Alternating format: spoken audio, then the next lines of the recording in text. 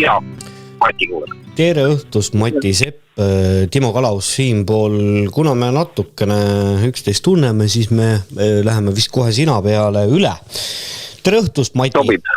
Jaa, et need inimesed, kes ei tea, mis põhjusel guugeldades sinu nime annab välja, et sa oled teada-tuntud looduskaitse, võib-olla siis nende inimeste jaoks sa mõne sõnaga räägid, millega sa igapäevaselt tegeled, et sa sellise tiitli saanud oled?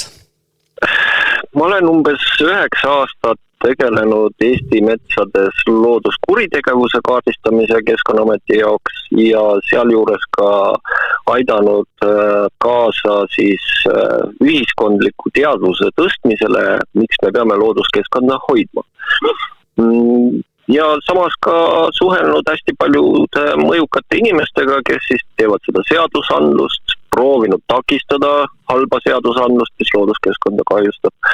Aga kõige enam tuntakse mind ikkagi selle koha pealt üle Eesti, et ma kaardistan seda looduskuritegevust, mille kaardistamisega riik hakkama ei saa, ütleme siis nii. Et mina leian üles, aga ja teen avalduse ja siis Keskkonnaamet omakorda menetleb neid juhtumid, et viimane just, mis avalikuks sai, oli Matsalu rahvuspargi ebaseaduslikud raied, mis ma avastasin.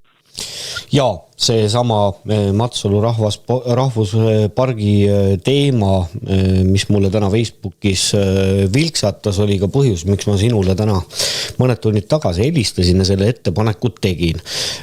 Muidugi see, et tegemist on Matsalu rahvuspargiga, ehk siis silmas on peetud Eesti rahvusteks, rahvuspark. Et see on kõnekas, kui seal toimuvad siis sellised teod, nagu seal toimuvad.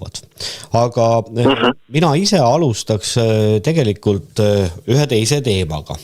See oli nüüd vähem kui kuu aja eest, 8. märtsil 2026, toimus siis Unibet Areenal, kallis koht, üks etendus.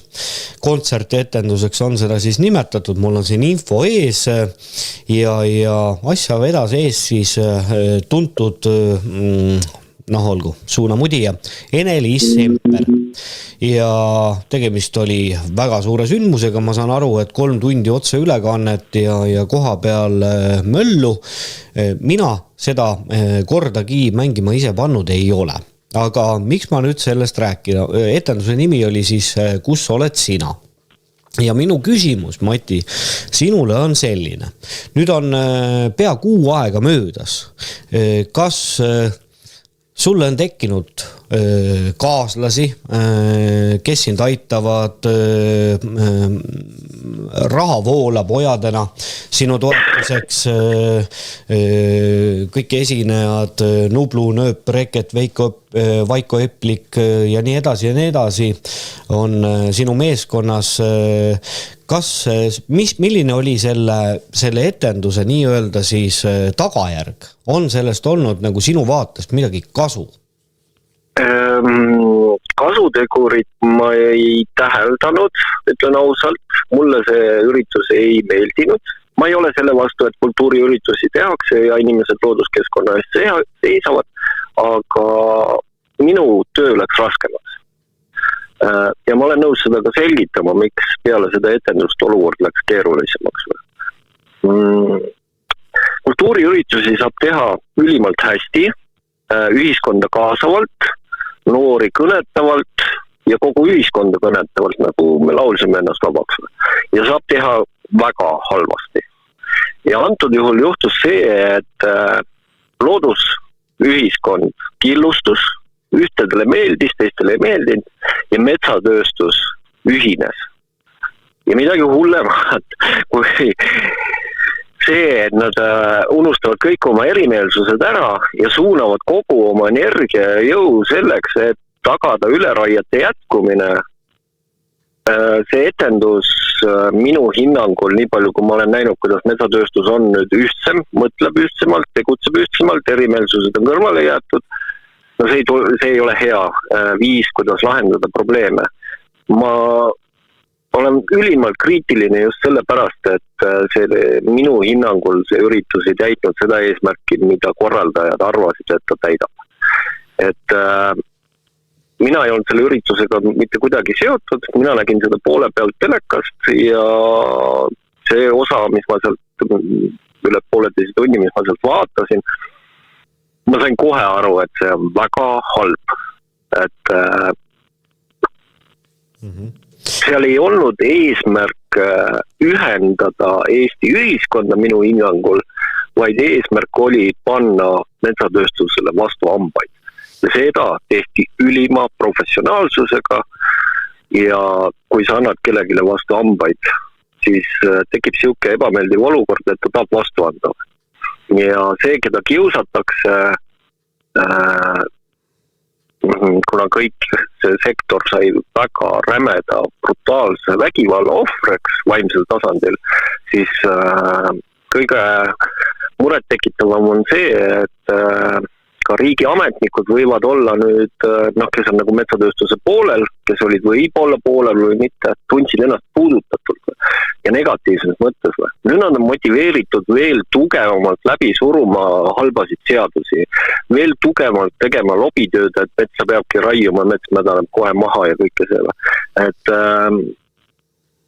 ma oleks selle ürituse teinud teistmoodi rahulikumalt, mõistvamalt ja kindlasti Eesti riigilippu austavalt. See oli räme ja ülimalt inetu, mida ma nägin telekast minu Eesti Vabariigi riigilipuga. Minu jaoks on mõned asjad ülimalt pühad ja Eesti Vabariigi lipp on üks nendest. Et ma olen üliharva looduskaitse suunal kriitiline, aga see olukord seal ei olnud see, mida meil oli vaja. Meil on vaja, et kultuuritegelased, nublud ja kõik need teised sinna kaasa hulka tõesti võtaks sõna, teeksid seda südamest, näitaksid tahet, eeskujud, aga me ei tohi minna seda teed, et me hakkame verbaalse vägivallaga otsima lahendust. Ma saan aru, et osadele see tõesti meeldis.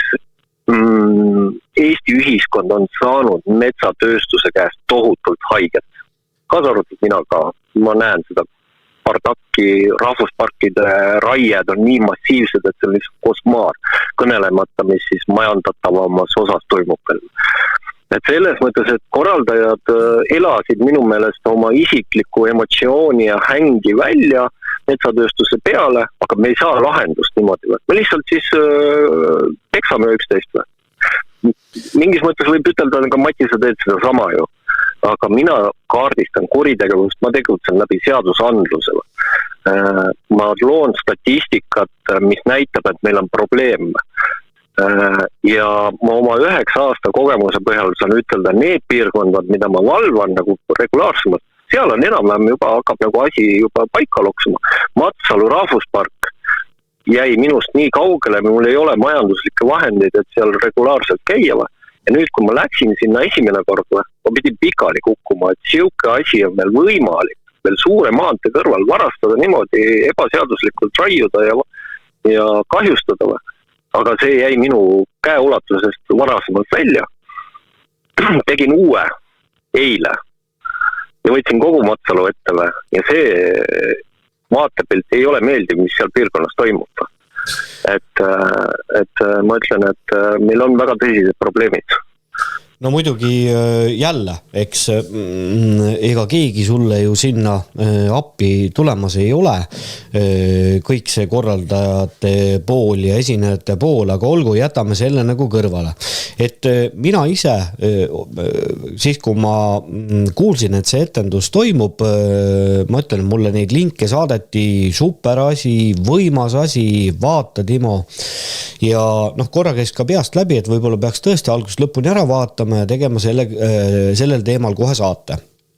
Aga miks ma just nagu nii pikalt, kui pikalt, ma ütlen peaaegu 6 aega möödas sellest, eks, et mul oli kogu aeg kuklas see, et ma sulle helistan ja sinuga mingisuguse vestluse siin saates teen, et just ma tahtsin näha, milline see mõju siis, positiivne mõju päris looduskaitsjate jaoks on. Nüüd sa ütled, et metsatööstus ühines ja muidugi ma paluks, võib-olla sa nagu täpsustad, mis mida sa sellega mõtled? Võib-olla konkreetne näide? Jaa, ma olen näituseks metsameeste grupis, kus on kogu metsanduseliit koos või? Nende kommunikatsioon muutus päeva pealt või? Nad on viisakamad, nad on korrektsemad. Vaata, viisakus ja korrektsus ühiskonnale meeldib. See haarab inimesi. See muudab sinu jutu usutavaks. Kui nägid Osooni saadet just hiljuti, kus siis üks metsanduspoole esindaja, ta rääkis nii viisakalt, nii diplomaatiliselt ja nii usutavalt või. Ennem seda etendust siukesi asju ei olnud või. Nad suhtlevad oma vahel, täpselt nagu looduskaitsjad suhtlevad oma vahel. Nad on muutnud oma kommunikatsioonistrateegiat. Nad ei lahmi enam. Nad ei loo labaseid seoseid. Neil oli isegi otsene üleskutse käitume viisakalt, korrektselt interneti avarustes, ärme jätta endast halba muljet. Ja kõik see algas sellest momendist, kui see etendus oli möödas.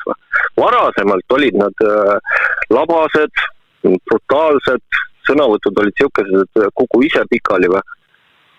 See on väga hästi läbimõeldud kommunikatsiooni osa või.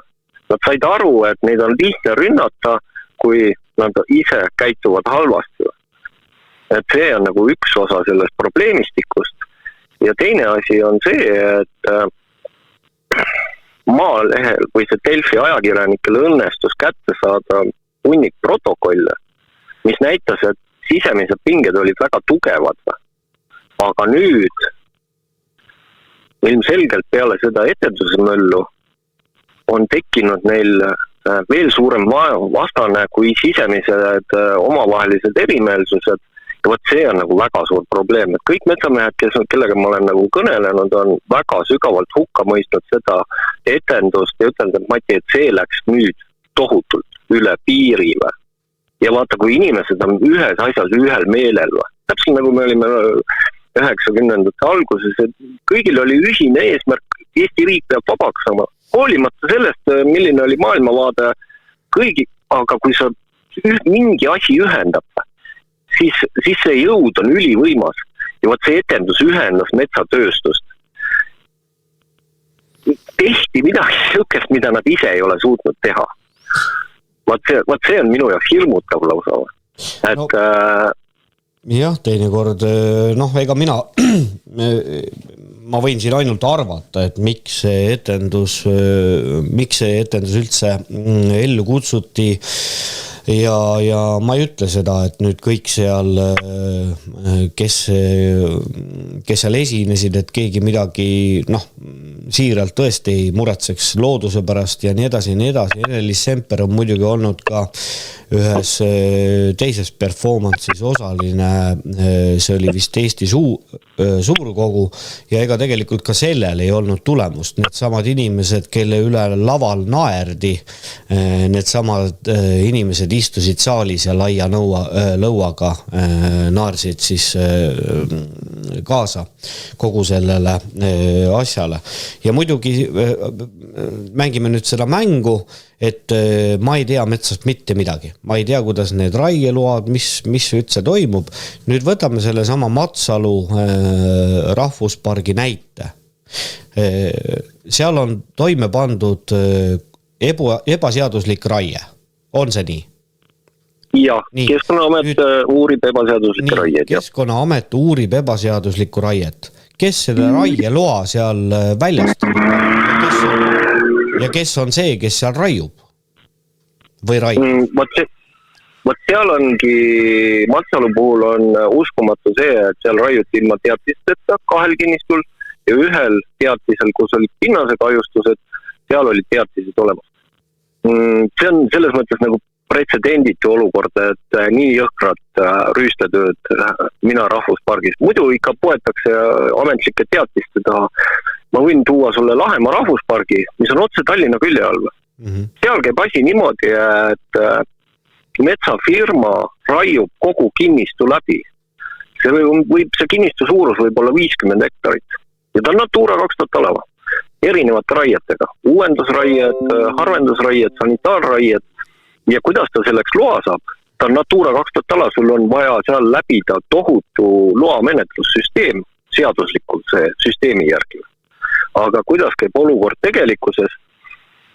Keskkonnaamet peab tegema asjakohase hindamise, aga nad teevad ainult eelhindamise. Ja ma olen neid eelhindamisdokumente lugenud, nad tõstavad lihtsalt liigi nimed ja eralduse andmed ringi ja copy-paste. Tuleb aga teatisi. Põhimõtteliselt on see kuritegelik. Ma olen pöördunud prokuratuuri poole Karula rahvuspargi raietega ja olen jõudnud tupikusse. Ma võin täitsa esimest korda avalikult rääkida, kuidas Eesti prokuratuur töötab.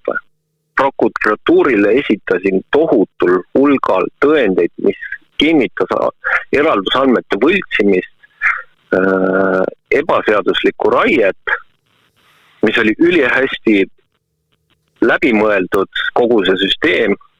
Prokuratuur pöördus Keskkonnaameti poole, kas need andmed, eralduse andmed on õiged või valed, kes oli üks kahtlusalune. Keskkonnaameti osas tegin avalduse ja prokuratuur pöördus nende poolt. Keskkonnaamet siis kinnitas loomulikult, et kõik on õige, aga Keskkonnaametil ei olnud isegi seaduslikku õigust seda informatsiooni prokuratuurile anda. Keskkonnaamet oleks pidanud suunama prokuratuuri Keskkonnaagentuuri, aga nad ei teinud seda. Ja prokuratuur, lähtudes siis Keskkonnaameti seisukohtadest, leidis, et Matil on eriarvamus Keskkonnaameti ja RMK-ga. Ja kriminaalmenetlus lõpetati. Ma kaebasin otsuse edasi. Siis tuli välja, et MTÜ-l ega Mati Sepal ei ole kaebeõigus. Ja täiuslik kuritegu. Ma isegi lasin ühel väga tunnustatud taksaatorfirmal hinnata neid võltsituid andmeid. Ta kinnitas 100%, need on võltsitud.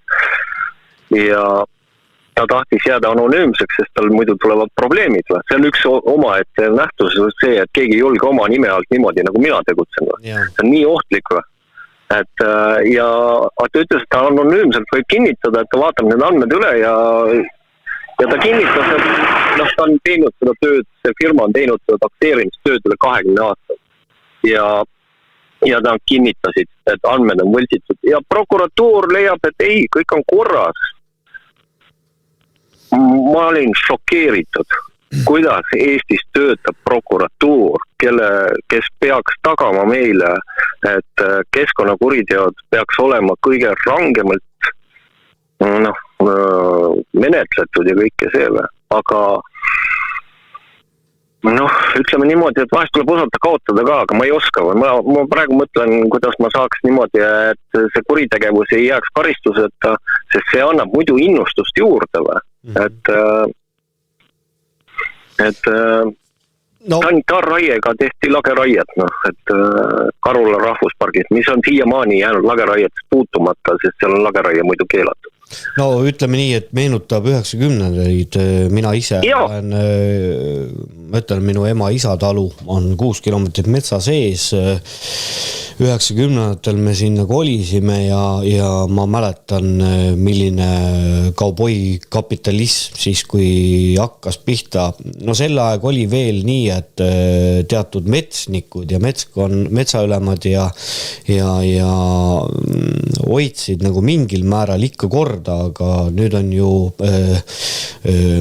siin Eesti riigis siis viidud asi nii kaugele, neid metsnikke vist enam õieti ei olegi, metskonnad on kinni pandud ja nii edasi.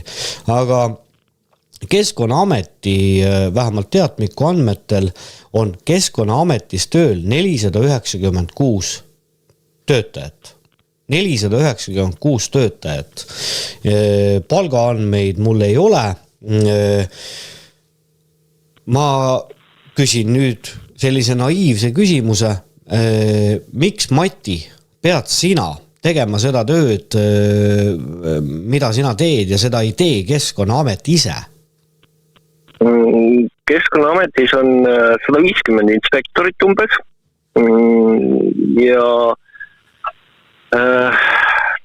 ametnikest ma vahest ikka natuke seda järelevalve poolt kaitsen ka, et neil on kõige väiksem palk, järelevalveametnikel on kõige väiksem palk üldsegi riigi ametnikest ja neil puudub igasugune motivatsioon selle väikse palga eest nagu mööda metsi sumbata niimoodi. Mina ei tee seda tööd raha pärast, ma teen seda selleks, et mets säiliks ja minu jaoks on mets püha. Ta on minu kodumaa, aga inspektorite jaoks minu teada ei ole neil nagu väga õigu luba ka, näiteks meil homme hakkab linnurahu ja inspektorid ei saa minna niimoodi, et nad lihtsalt käivad kinnistu aval läbi. Nad kõigepealt peavad vaatama arvutist, kuhu nad lähevad, et kas oleks ikka punane kategooria. Minu töö on täiesti teise strateegiaga üles ehitatud, mina lihtsalt lähen, võtan järjest, otsin selle arvestiri üles ja siis hakkan hindama, kas ta on punases või kollases või kus ta üldsegi asub, aga inspektoritel seda luksust ei ole. Inspektor peab kõigepealt välja selgitama, kus on need punased metsad, kus on kõige suurem linnu aktiivsus. Seaduse järgi aga on iga linnupesa hävitamine seadusvastane, aga inspektoritel on nii palju töötakistusi ja täiesti oleneb ka inspektorist, et nooremad näituseks, ma olen 9 aastat seda teinud ja järelevalve poolega koostööd teinud, siis vahest ikkagi on kurdetud, et kui noor inspektor hakkab liiga aktiivselt oma tööd tegema, hakkab juba nagu Mati Seppa meenutama. Siis tõmmatakse tal kohe, kuidas üteldakse, noomitus peale, et tõmba nüüd tagasi, me ei hakka siin nüüd mingit Eestimaad päästma. Et ma olen kuulnud igasugu erinevaid lugusid ja Lõuna-Eestis oli üks inspektor, kes sõimas inimesed läbi, kes tegi avaldusi. Ja see info jõudis minuni, et Lõuna-Eesti, ta oli vanemmeesterahvas, sõimab neid tavakodanikke, kes julgevad teavitada kuritegevusest. No, kõlas uskumatu loona ja siis ma mõtlesin, et okei, ma siis selgitan välja, kas ta siis käitub niimoodi või mitte. Helistasin 1247. Leidsin ühe juhtumi, teavitasin, aga ma ei ütelnud oma nime. Inspektor helistaski. Harjus ja lõugas mu peale, mis hirmus, et mis asja te siin arvate, et ma pean nüüd minema oma autoga siin neid metsiseid otsima ja kõike see. Ja siis ma ütlesin, ma olen Mati Sepp. Hetkega ta hääletoon muutus, sealt tuli nii palju vabandusi. Ja ma ütlesin, ma teen sinu kohta avalduse. Ja lõppes sellega, et tema oma paarimees muidugi kaitses teda, et ta ei olnud nii emotsionaalne, kui Mati väidab, aga see sisemine Keskkonnaameti järelevalve ikkagi leidis, et kui Mati tegi juba avalduse, siis ilmselgelt ta käitus valesti. Ja nüüd ta on minu teada vist pensionile ära läinud, et seal on inspektoreid, kes ei peaks seal töötama. Et minu töö on ka proovida nagu puhastada seda süsteemi, et väga palju hakkab sellest, millised ametnikud seal vastas on. Suurem osa Kliimaministeeriumi juhtkonnast, asekantslerid, kes selle loodusvaldkonnas tegutsevad, kõik võiks lahti lasta, päeva pealt. Keskkonnaameti juhtkond samamoodi tuleks lahti lasta. Et nad on nii mugavad, ma ei näe mingit otsast, et nad oleks huvitatud looduskeskkonna kaitsmisest, aga on ametnikke, kellega ma teen ise ka koostööd, kes on sellised madalama astme ametnikud ja nad elavad lausa terrori all seal. Et ma olen ikka kuulnud ikka väga halbu. Ma võin vaid ette kujutada, ma enam-vähem aiman, mis seal, aga see, ühesõnaga ma tahan seda öelda, et mina ei tea palju sellised etendused või üritused maksavad, mis siin nüüd õhu võngutamiseks korraldati, aga kui see raha suunata sinu tegevusse, või siis kas või nende sama inspektorite palgafondi, siis päris tulemused tuleksid tegelikult sealt, mitte sellisest kontserdist, vähemalt see on minu isiklik arvamus. Kuule, ma küsin sinu käest sellise küsimuse, et kuidas sulle tundub, mis oleks mõistlik, milline oleks mõistlik selline metsamajandamine, kas saag ja mees või harvester ja mees? Meil on vaja väiksema massiga metsatehnikat esiteks. Harvester iseenesest, kui ta on mõistliku, ta ei ole see nagu see Skandinaavia maastikule mõeldud harvester, need kõige suuremad, vaid siukene pisem, väiksem, iseenesest on harvester mõistlik töövahend, aga pane sinna inimene rooli taha, siis muutub ta täielikuks, ohtlikuks, katastroofiliseks masinaks.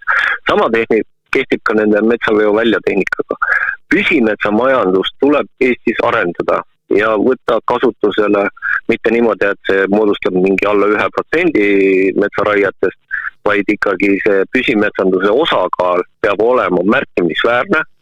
Mingis osas lageraie suurus ei tohiks olla üle 2 hektari, praegu ta on 5-7,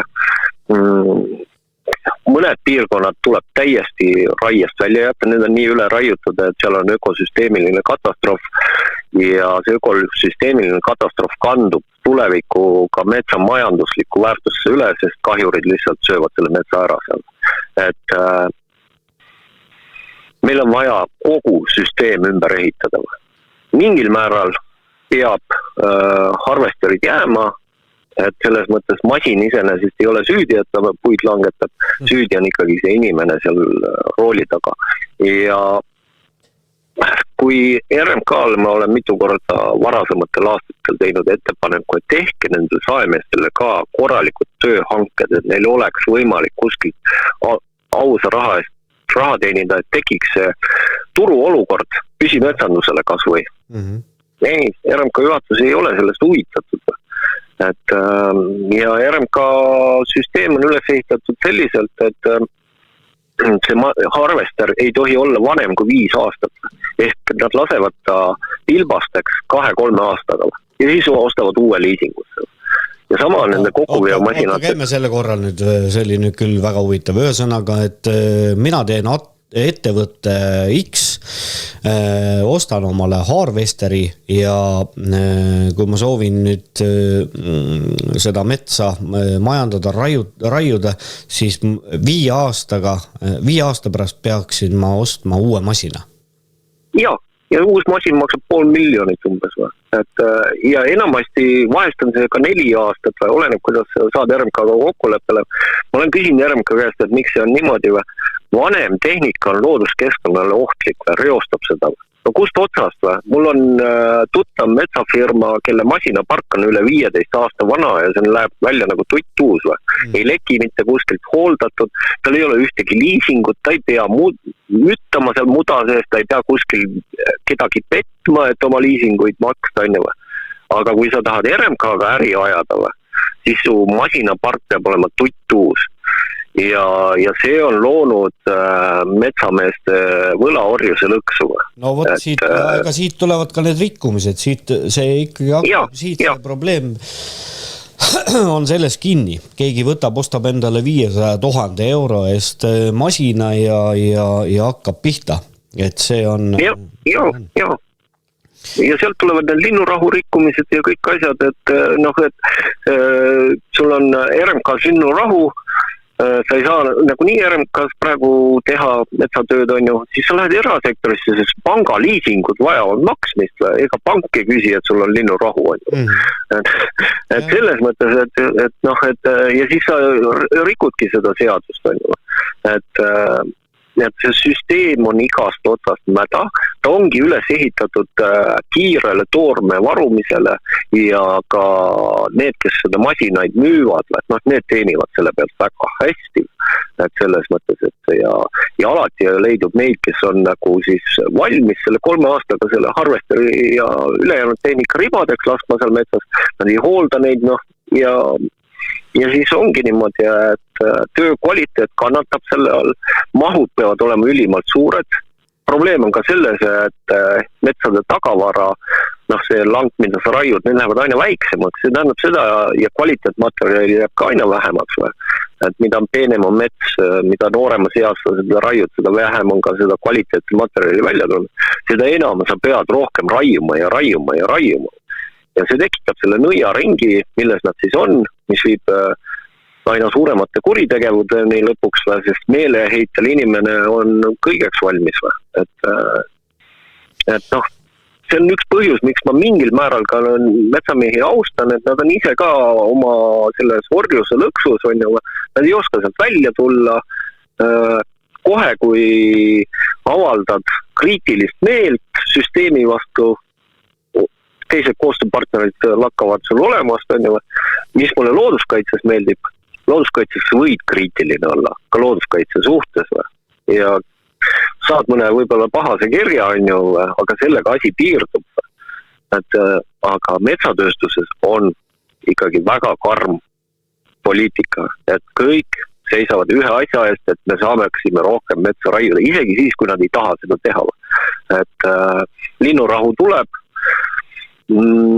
väga paljud metsamehed, kes seal rooli taga on, ei taha neid linde tappa, aga käsk on talle antud ja ta sunniviisiliselt täidab seda käsku. Et selles mõttes ma olen näinud ka neid mehi, kes mul seisavad kõrval ja ütlevad, et tegelikult ei taha seda tööd teha. Aga kuhu ma lähen siin nii kiiresti, see on jube ja see kõik, ma ütlen, et ega siis mets ei ole midagi, ühesõnaga tead, seda kõike on jube mõeldagi, mida inimene kõik teeb loodusega ja mul tuli praegu üks näide, vabandust, ma torkasin siia vahele, see oli aastaid 15 tagasi, kui mulle anti käsk, see oli Eesti Pagaris, et mehed, et minge väga palju hooneid, räästa aluseid, et minge lööge linnupesad, lõhkuge linnupesad ära. Et, ja seal jõudis ka nagu asi sinnamaani, kus kas kõiki linnupesasid jooksvalt ei märgatud, et seal läksid ikkagi koos munade ja poegadega ja nii edasi ja nii edasi. Et ma olin ainus, kes ütles, et lõpetage ära, et mina sellise asjaga küll kohe kindlasti kaasa ei tule. Et see on, ja vaata, ma käisin eelmine aasta ühe talu juures, mis on aastaid 150 vana ja see talu oli huvitavalt ehitatud, et kujuta ette talu otsaseina ja seal, kus see räästa ja seina siuke ühenduskoht on. Ja sinna olid ehitatud kas 3 või 2 laua laiuselt nagu sellised nagu katusalused. Ja ma küsisin omaniku käest, et kas sa tead, miks see nii on? Ja ta ei osanud öelda, see oli tema nii-öelda siis vanemate ehitatud maja kunagi, vanavanemate.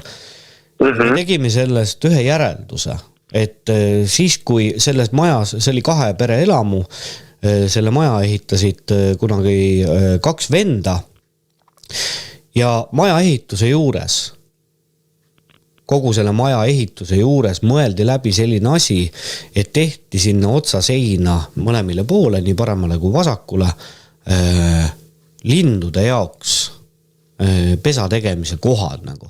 Ma tea, kas sa said selle ja see oli siis mõtles maja ehitaja sellise asja peale. Et ja kuhu me täna oleme jõudnud, et me ju ei räägi ainult rahvuspargis kõikide nende kuritegude tegemist metsas üldisemalt, et ka Eesti, see on nüüd statistika 2008. Aastast alates, ma tean, et sa oled selle uuringuga kursis ja Eesti igas 3. looduslikus pühapaigas on tehtud lageraiet ja see on jätkuv trend, et ma nüüd küll võib-olla ei tohiks seda öelda, aga ma tean, et sina oled tulemas homme Virumaale Ebavere hiide, on mu andmed õiged, et see on, ja seal ka ju eraettevõtja, vald, kes seal kõik laua taga istuvad, soovivad selles samas Ebavere hiies siis neid radasid seal laiendada ja võtta puid maha. Tegelikult minu seisukoht on väga lihtne, hiies ei murta oksa ka ja hiies ei võeta isegi maasikat noppida ja nii on. Ja nii ongi ja sellepärast ma sinna lähengi homme, mul paluti, et järsku ma saan tulla appi ja see on üks ta on osa minu tööst küll, aga see on ka psühholoogiliselt mulle vastuvõetamatu, et seal raiutakse need puud, mis seal varasemalt raiutud, nagu ma aru olen saanud, siis lähevad kuhugi kellegi kütteks, on ju hiiepuud, kütame kellegi ahju nendega. No kas keegi läheb kirikusse, kangutab seal pistmelauad lahti ja siis tuleb koju ja hakkab nendega ahju kütma, sest külma näinud. Seda ei tee. Ma olen selle näite toonud, et majale on välisust vaja, et ma lähen võtan öösel siit Rakvere Pikalt tänavalt sealt kiriku eest ukse ära. Mul oli vaja. Seda ei tehta. Seda ei tehta. Selline. Nii on. Jah, isegi vargad ei lähe kirikusse varastama. Olgem ausad. Mõni üksik julmur on, aga nii ta on. See on nagu üli erand olukord, aga meil on hiite maha raiumine ja kahjustamine nagu väga tõsine probleem ja minu kultuuri ja usuruumi see ei mahu, kuidas see asi üldse Eestis võimalik on. Et selles mõttes, et see on ka täiesti, see näitab, millises riigis me elame. Mina ei taha elada sellises riigis, kus ei austata kultuurilisi ja loodusväärtusi. Mina tahan elada riigis, kus valitseb ausus ja selle nimel ma ka võitlen, sest mul on ka 2 poega ja ma tahan, et nad elaksid paremas Eestis. Et meie vanemad said meile vabaduse, meie töö on seda vabadust kaitsta ja hoida ja pärandada parem Eesti järeltulevatele põlvedele, aga mida me pärandame on üks hunnik rööpaid, võsa ja ära hävitatud ja rikutud hiied. Et meil täiskasvanud inimestel tuleb vaadata ise ka peeglisse ja küsida endalt, et mida me teeme. Nii ta on kohutav. Jah, et ma töötasin 13 aastat metsanduses. Ma olin noor poiss ja kui mul hakkas nagu aru, keegi ei ütelnud mulle, sel ajal ei olnud seda looduskaitse, ma isegi ei teadnud looduskaitseühendustest mitte midagi. Aga ma sain aru, et midagi on väga valesti, sest ma nägin, et metsad ei kasva nii, nagu nad peaks kasvama ja kõike see. Ja kui tekkis võimalus ja julgus, ma sain piisavalt vanaks, siis ma läksingi looduskaitsele appi metsamehena. Tõenäoliselt olen siiamaani ainuke metsamees, kes seda on niimoodi teinud. Ja ma annan oma panuse. Ma olen üks inimene, ma ei saa tervet Eestit päästa. Aga kui me kõik panustaks oma võimaluste piires. Mina läksin 9 aastat tagasi looduskaitse teadmisega, et ma ei ela 10 aastat. Ma võtsin selle teadmise, nüüd varsti saab 10 täis, ma olen juba ühe eesmärgi täitnud. Aga ma elan selle teadmisega, et ma võin homme surma saada. Aga see ei morjenda mind, sest ma teen seda selle nimel, et teistel oleks parem. Ma ei tee seda enda pärast. Ma teen seda oma laste pärast ja ma teen seda Eesti rahva ja Eesti looduse nimel. Vahest mulle üteldakse, et Mati, sa teed seda raha nimel või? Metsanduses, kui ma töötasin, siis ma elasin hästi, ma olin jõukas ja kõike seda. Nüüd ma olen 9 aastat olnud vaene kui kirikurott. Sõidan väga vana autoga ringi aga sellel on ka tegelikult omad plussid ja miinused. Ma saan viibida looduskeskkonnas, mu närvid kõiguvad küll, kui ma leian mingi kuritegevuse, ma olen seal langi peal pahane ja kuri, aga kui ma jõuan sealt välja, siis ma tean, et see avaldus, mis ma kirjutan, on järgmine samm paremuse suunas. Kõige hullem on see, kui inimesed ei tea, mis metsas toimub. Täpselt nagu see Matsalu rahvuspark 3 kuud, minul ei mahu pähe, kuidas 3 kuud Keskkonnaamet seda ei avastanud otse suure tugimaante kõrval. Okei, nad ütlesid, et lumi oli maas ja kõik see. aga no see vabandus oli lihtsalt nagu, midagi nad pidid vabanduseks ütlema, aga palun rääkige tõtt. Minu meelest Keskkonnaamet oleks võinud ütelda ausalt, meil ei ole ressursse. Meie süsteem on selline, et Kliimaministeerium just kärpis meil tohutud rahad ära järelevalve koha pealt. Võib-olla saame midagi asemele, võib-olla ei saa. Inspektorid on liiga vähe, koolitused on kehvad. Vot see peaks olema see, mida räägiks Vakra või. Aga Vakra teeb mingi AI pilte. No nii ta on ja Keskkonnaamet tegi täna üleskutse ka nälkeid hakata koguma Hispaania teerigusid peeti silmas. Kõik on jutt õige, soovitused on õiged, ei ütle, aga mina ütlen ka seda, et selline võõraste taimede jälle rahamängus, kapitalism, kogu see möll toob meile need võõrliigid, see on ka jälle kellegi tegemata töö ja soov rikastuda ja see Hispaania teetigu on ainult üks näide paljudes, kuidas võõrliigid siiamaale läbi selle globalismi on siis jõud. Et kui me räägime globalismist, siis me ikka räägime sellest, et pagulased tulevad ja see ja teine ja kolmas. Aga kuule, kui me nüüd äkki proovime seda juttu kokku viia, et see, et sa oma ebaverre lähed, ma hoian pöialt kahjuks mina, aga õhtul mul on ühes teises IES kokkusaamine. Vaatame, suhtleme sinuga sel teemal ka. Loodetavasti üks IES saab Virumaa põlisrahva kaitse. Eks see hiite kaitsmine olegi põlisrahva asi ja nii ta on, aga selle ebavere hiie koha pealt on küll see, mis sinna ümber kõik plaanitud on ja mida seal juba tehtud on, et see on ikkagi sigadus kuubis selle valitseva režiimi poolt. Et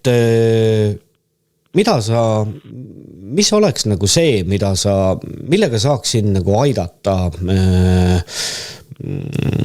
ütleme niimoodi siis, üks asi on muidugi rahaliselt sind toetada. Tänase saate alla siia saate kirjeldusse ma lisasin ka sinu vastavad rekvisiidid, kontonumbri, et mis on see, millega inimesed saaksid sinu tööd, sind aidata? Minu tööd aitaks tohutult see, kui te ütlete oma tuttavale, et hoiame loodust. Te tõstatate selle teema. Et loodus ei ole miski, mida te eirate või võtate iseenesest mõistetavalt. Kõnelete oma lastele, mis on loodus, viite lapsed loodusesse, märkate metsaraiet, helistate 1247 või kui mingil põhjusel see ei ole võimalik, siis teavitada mind. Mul on juba terve postkott tänasega harvesteride asukohtades täis. Et kui ma koju jõuan, siis ma pean hakkama seda kõike infot läbi analüüsima. Et me ei jääks ükskõikseks. Kuidas sai Matsalu rahvuspargis toimunud see rüüsteretk? Ma julgen arvata, et sealt sõitis mööda selle 3 kuuga üle 10 000 inimese. Kuni tulin mina. See on väga halb. Jah, tead, neid näiteid ma võiksin siia hakata suskima. Inimene võib olla ka tänava peal pikali täiesti nii, et ta jääbki ööseks sinna -20 kraadiga ja kõnnitakse mööda, et juua täis. Et oleme empaatilisemad. Proovime anda igaüks endast natukene rohkem, kui me tavaliselt seda teeme. Ja see aja jooksul muutub meile täiesti iseenesest loomulikuks. Et iga enesest toimuv muutus vajab esimest sammu.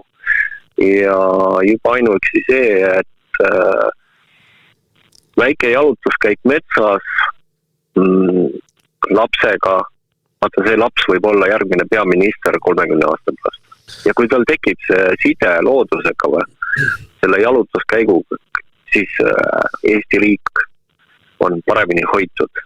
Et meie kõigi endi käes on meie tulevik.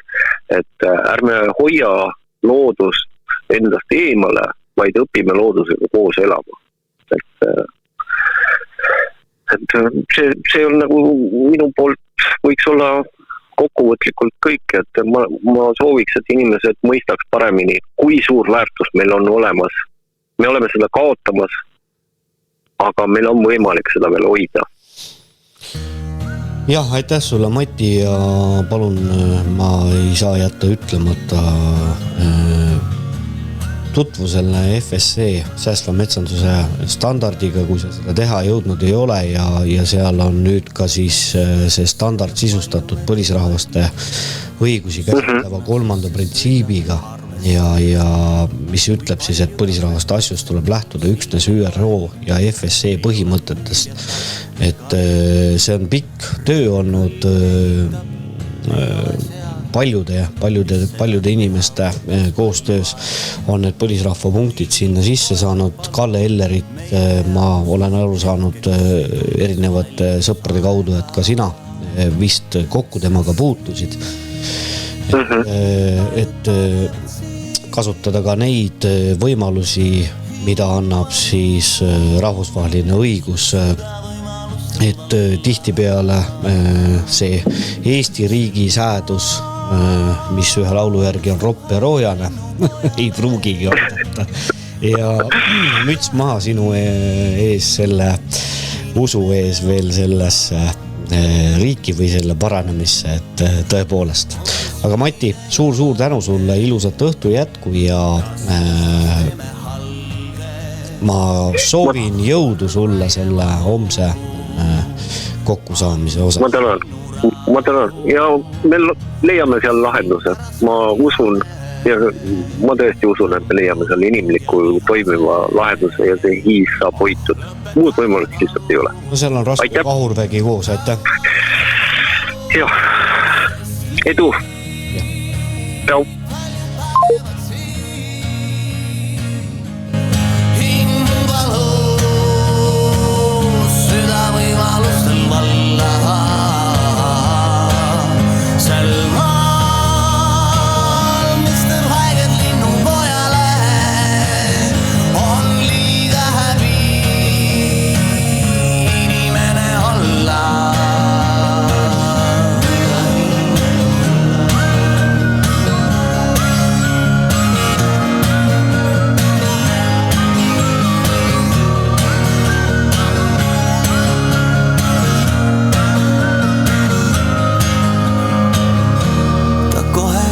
Sirutab ja läheb igaveseks ära sellelt maalt, kus lihtsalt halastust on üha vähem ja üha rohkem ahnet kirvekaart, siis täitke vaikust tehislindudega, kes sautsuvad ja midagi ei palu. Kordaga päris elu ehtis seda kännula on täis kurva kaotusvalu.